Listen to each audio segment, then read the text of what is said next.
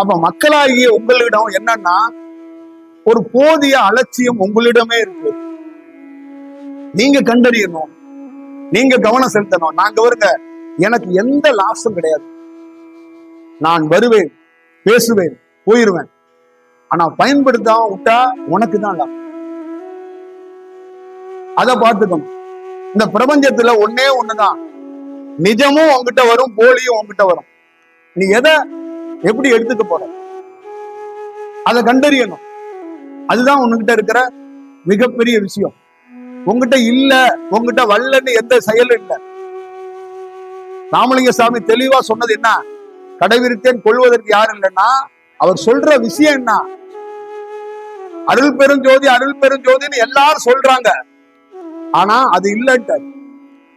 என்ன அறியணும்னா வேற, என்ன அறியணும்னா வேற. அதுதான் விஷயம்.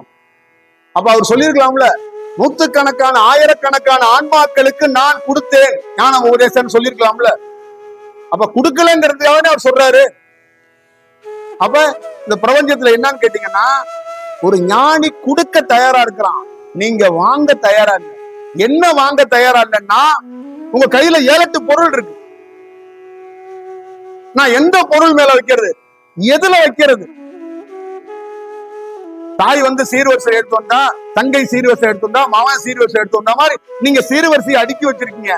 நான் எதுல ஞானத்தை கொண்டு வைக்கிறது? யாராவது ஒரு உயர்ந்த ஆன்மாக்களுக்கு, 2 ஆன்மாக்களுக்கு கீழே இருக்கிற பொருளை தட்டி விட்டு அவனை சுத்தம் பண்ணி அவனை உருவாக்கலாம்.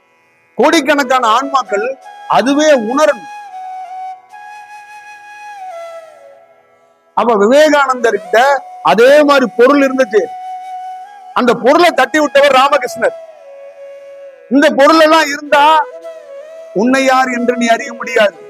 நீ நாராயணன், நீ லட்டு வாங்கி திங்க வந்தவன் அல்ல.